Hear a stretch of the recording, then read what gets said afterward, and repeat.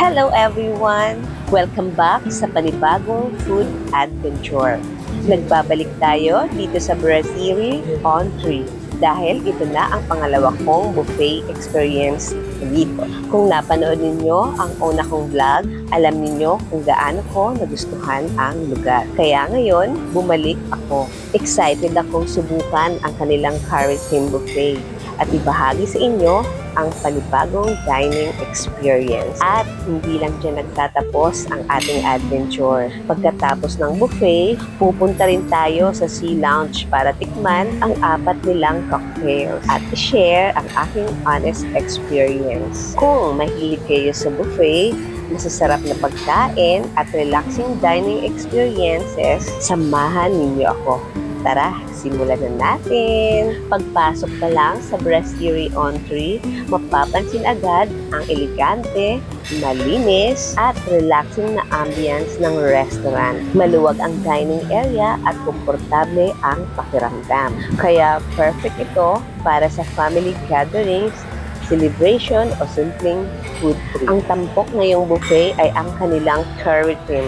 Makikita rito ang iba't ibang uri ng curry na may kanya-kanyang estilo at lasa. May creamy, may mabango dahil sa pinaghalong spices, may banayad ang anghang at mayroon ding mas matapang ang flavor. Magandang pagkakataon ito para makatikim ng iba't ibang klase ng curry sa iisang buffet. Siyempre, hindi lang curry ang makikita rito. May seafoods, grilled dishes, sushi, salads, breads, dessert, at sari-saring prutas. Kaya kahit hindi kayo mahilig sa curry, marami pa rin kayong pagpipiliang pagkain. Isa sa mga ginagawa ko kapag buffet ay kumuha muna ako ng kaunting serving sa bawat pagkain para mas marami akong matikman. Para sa ganitong paraan, mas na-appreciate ko ang iba't ibang flavors na hindi agad nabubusog. Sa kabuuan, masaya na naman ang aking pangalawang buffet experience dito sa Brasserie on 3. Magandang pagkain, komportableng ambience, at isa na namang memorable na dining experience. At ito na po, ipakita ko lahat ng pagkain nila. Please watch till the end. Vegetable.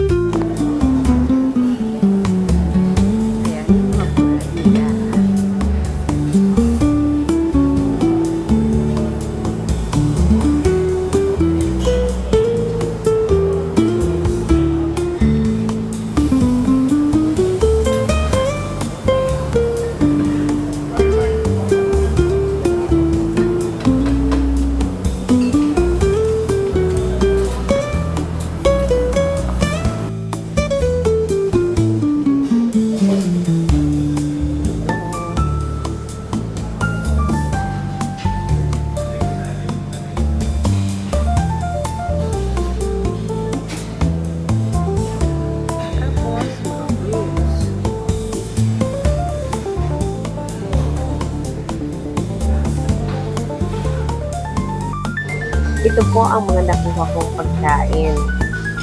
Yan ang first round ko. Pero ayan, ako nagbibideo sa sarili ko. Ang hirap talaga ng all by myself. All by myself. Don't wanna be.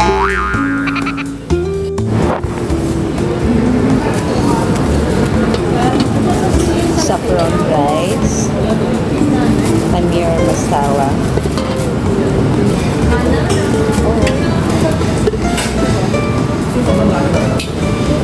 Oh.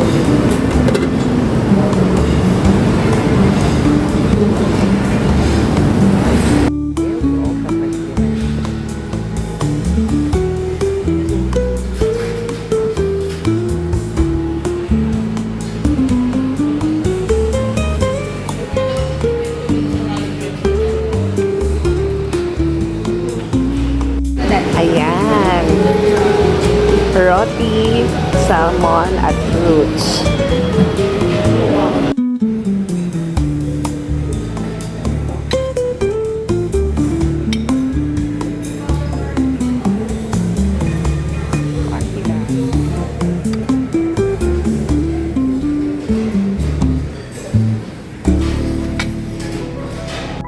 Ito yung pagkain ko.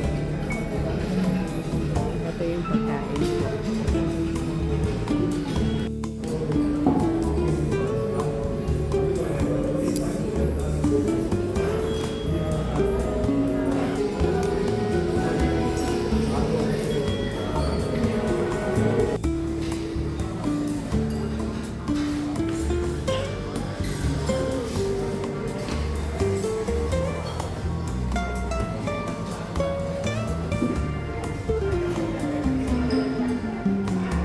Tagabantay ng mga matatamis. Dahil busog na tayo, huwag muna tayong umuwi.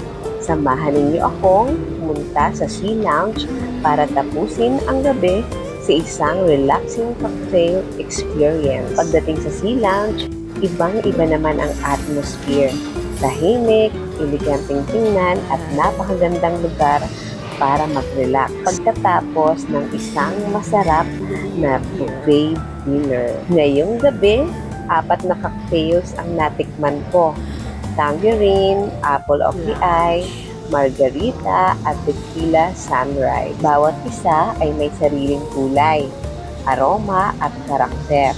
May fruity, may citrusy, may bahagyang tamis at meron ding classic na flavor profile. Nakakatuwang tikman ang pagkakaiba ng bawat isa at maa-appreciate ang kanilang natatanging lasa. Para sa akin, ang pinakamagandang bahagi ng experience ay hindi lang ang mga cocktails, kundi pati ang relaxing ng ambience at magandang view ng Sea Lounge. Dahil tasting experience lang ito, ininom ko ang mga ito ng dahan-dahan at responsable para mas ma-enjoy ang bawat flavor. At dyan nagtatapos ang ating food trip adventure. Masaya akong nakabalik sa Brasserie on 3 para sa aking pangalawang buffet experience at naging espesyal pa ang gabi nang masubukan ko rin ang cocktail experience sa Sea Lounge. Sana ay nag-enjoy kayo sa pagsama ninyo sa akin sa vlog na ito. Kung nagustuhan ninyo ang video, huwag kalimutang i-like,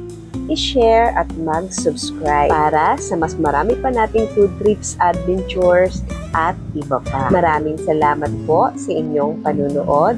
Hanggang sa susunod nating adventure. God bless everyone. Bye!